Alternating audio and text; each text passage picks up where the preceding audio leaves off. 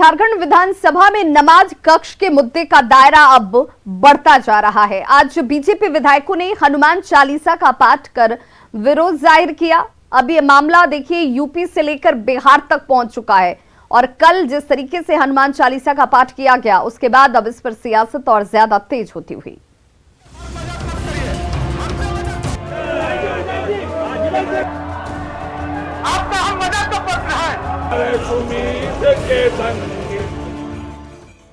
सोमवार को झाल मजीरे के साथ भजन कीर्तन, हरे रामा हरे कृष्णा और मंगलवार को विधानसभा परिसर में हनुमान चालीसा।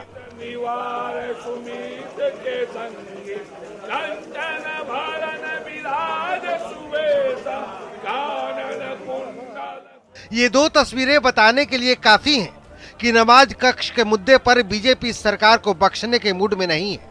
मॉनसून सत्र के तीसरे दिन जय श्री राम का पट्टा गले में बांधकर बीजेपी विधायक पहुंचे और विधानसभा को संकट से मुक्ति दिलाने के लिए सभी बीजेपी के विधायकों ने हनुमान चालीसा का पाठ किया।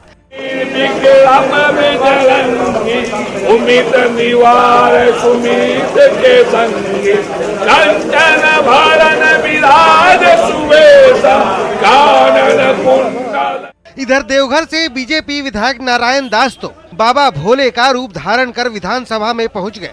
हाथ में डमरू, गले में बेलपत्र की माला और माथे पर त्रिपुंड लगाए विधानसभा के बाहर नारायण दास ने झूम झूम कर विरोध जताया।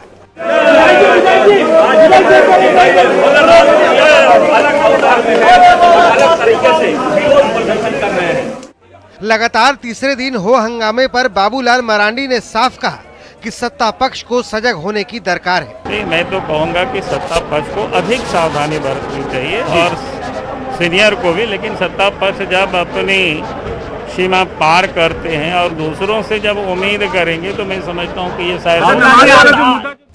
नमाज कक्ष के मुद्दे पर तीसरा दिन भी हंगामेदार रहा। बीजेपी नमाज कक्ष के फैसले को वापस लेने की मांग पर अड़ी है। बीजेपी के विरोध प्रदर्शन पर मुख्यमंत्री हेमंत सोरेन ने कड़ी प्रतिक्रिया जाहिर करते हुए कहा कि बीजेपी के पास मुद्दों की कमी है, इसीलिए वो ऐसे मामलों को तूल दे रही है। इनके पास मुद्दे विहीन भाजपा का क्या हो सकता है? इनका तो एक ही मुद्दा है, कोई दूसरा मुद्दा बताइए।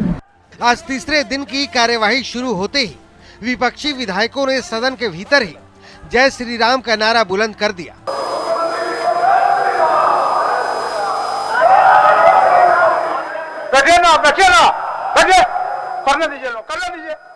विपक्ष के हो हंगामे पर स्पीकर ने नाराजगी भी जताई। आपका हम मजाक का पत्र है, आसन आपका मजाक का पत्र है, मजाक का पत्र है आसन। स्पीकर का साफ कहना है कि जो परिपाटी चली आ रही है उसी का उन्होंने पालन किया, नया कुछ भी नहीं है। मैं इस विधानसभा में जो नियम है, यहाँ का जो परिपाटी चली आ रही है उसी परिपाटी का ही निर्वहन मैंने किया है। अगर वो जिन चीजों का मांग कर रहे हैं अगर अपने समय में ये कर लिए होते तो हमारा कोई आपत्ति। दरअसल झारखंड विधानसभा भवन में नमाज अदा करने के लिए अलग कमरा अलॉट किया गया है, जिसे बीजेपी हेमंत सरकार की तुष्टीकरण नीति बता रही है और इसे दूसरे धर्मों की अनदेखी का आरोप लगा रही है। नमाज कक्ष का मामला अब झारखंड हाईकोर्ट तक पहुंच चुका है। दायर जनहित याचिका में कहा गया है कि पब्लिक के पैसे से बने किसी भी भवन या परिसर को किसी खास धर्म के लिए नहीं दिया जा सकता। न्यूज़ 18 के लिए रांची से अविनाश कुमार की रिपोर्ट।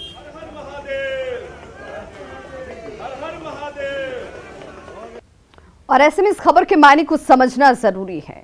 भारतीय संविधान की मूल भावना पंथ निरपेक्षता की रही है। किसी धर्म पर आधारित न होना ही धर्मनिरपेक्षता है। संविधान में सभी धर्मों को एक समान नजरिए से देखने की संकल्पना है। हेमंत सरकार ने खास वर्ग को कमरा अलॉट कर दूसरे धर्मों की अनदेखी की है। झारखंड विधानसभा भवन में नमाज के लिए अलग कमरा अलॉट हुआ है। बीजेपी अब हेमंत सरकार पर तुष्टीकरण का आरोप लगा रही है। नमाज कक्ष के विरोध में कल बीजेपी विधानसभा का घेराव, यानी कि आज ये घेराव विधानसभा का किया जाना है। पार्टी के सांसद और 25,000 से ज्यादा कार्यकर्ता प्रदर्शन करते नजर आएंगे। 9 सितंबर को पार्टी का प्रतिनिधिमंडल राज्यपाल से मुलाकात भी करेगा। आरजेडी में एक बार फिर से पोस्टर वॉर छिड़ता नजर आ रहा है। आरजेडी के मिलन समारोह को लेकर लगाए गए पोस्टर्स में लालू राबड़ी समेत 7 बड़े नेताओं को जगह जरूर दी गई, लेकिन तेज प्रताप यादव यहां नजर नहीं आए, जिसके बाद एक बार फिर से राजनीति गर्मा गई है।